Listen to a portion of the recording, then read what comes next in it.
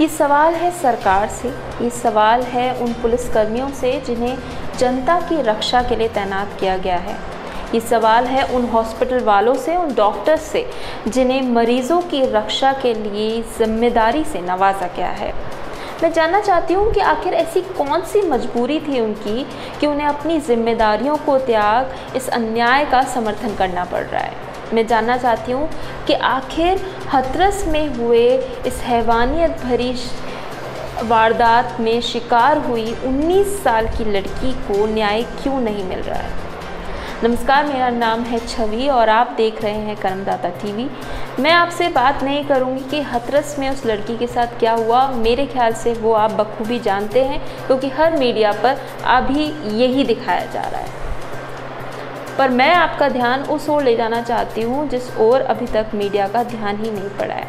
वो ये कि ये मामला सिर्फ और सिर्फ रेप का नहीं है, ये एक मन चले के रेप का मामला नहीं है, ये एक सोची समझी साजिश के तहत आपसी रंजिश और बदले की भावना और ऊंची और नीची कास्ट को लेकर, अपर कास्ट और लोअर कास्ट को लेकर ये पूरा मामला है। मैं आपको बता दूं कि इस पूरे मामले में 4 आरोपी को पकड़ा गया है। उन 4 आरोपियों का नाम है संदीप, रामू, लवकुश और रवि।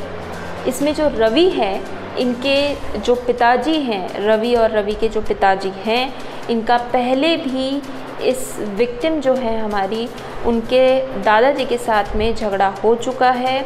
उन्होंने उनसे खूब बदतमीज़ी, मारपीट, झगड़ा किया है और इसके लिए उन्हें पुलिस ने अरेस्ट भी किया था 15-20 साल पहले।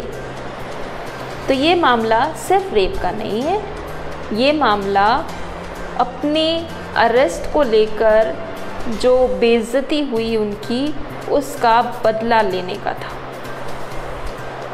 आपको बता दें कि ये जो पूरा मामला है, मेरे को समझ में नहीं आ रहा।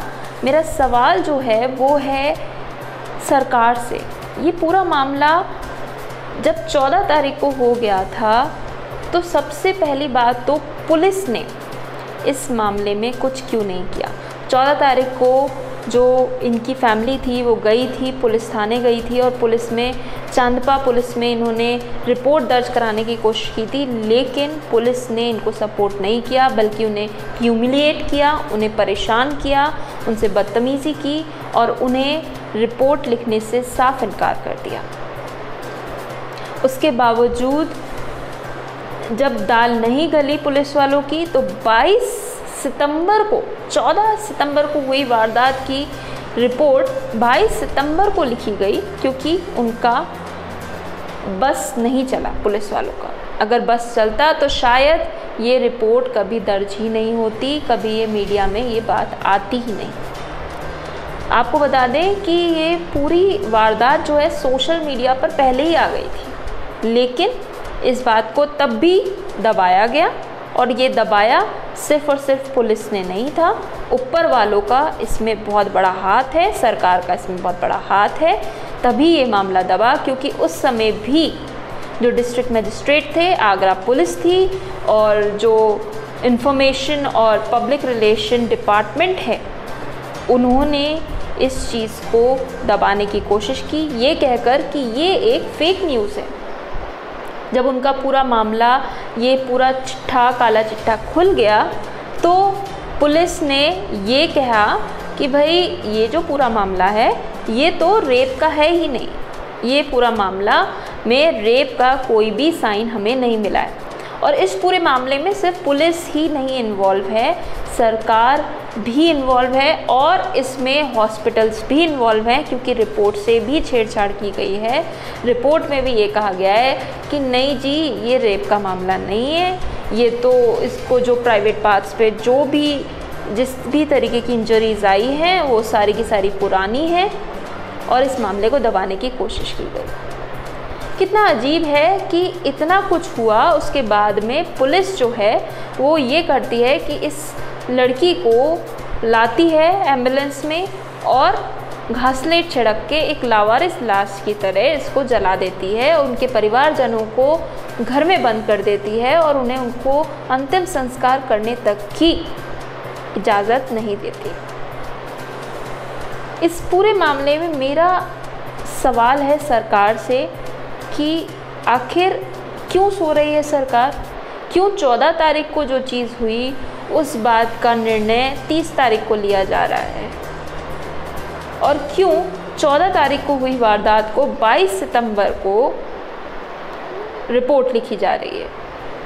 और इस पूरे मामले में जो हॉस्पिटल है उसकी भी रिपोर्ट्स प्रॉपर नहीं आ रही है, सिर्फ इसलिए कि ये एक गरीब परिवार है, एक नीची जात का परिवार है, इसे हम सपोर्ट नहीं किया जाएगा। अगर यही केस किसी अमीर परिवार से या किसी बड़े परिवार से होता तो शायद इतना मामला दबाया नहीं जाता।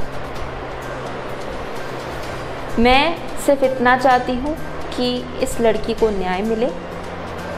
जिस तरीके से निर्भया के केस को इतने साल लग गए न्याय मिलने में, मैं नहीं चाहती कि इस लड़की को न्याय मिलने में ज़रा भी देरी हो।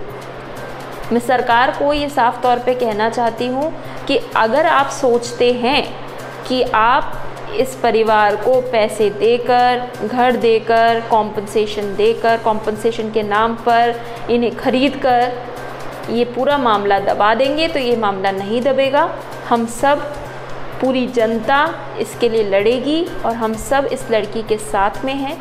हम चाहते हैं कि इस लड़की को न्याय मिले, इन चारों अपराधियों को जल्द से जल्द फांसी पे चढ़ाया जाए।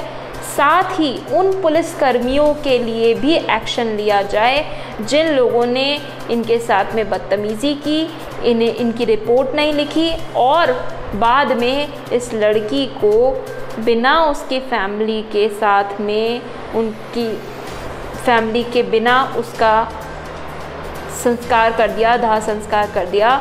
उन्हें उसका हक भी नहीं दिया उस फैमिली को कि वो अपनी बेटी का अंतिम संस्कार कर सके। मैं चाहती हूँ कि इन पुलिस वालों के खिलाफ भी एक्शन लिया जाए। और अगर सरकार ये सोच रही है कि हम चुप बैठ जाएंगे, तो जनता चुप नहीं बैठेगी। जनता तब तक चुप नहीं बैठेगी जब तक कि इस लड़की को न्याय नहीं मिलेगा।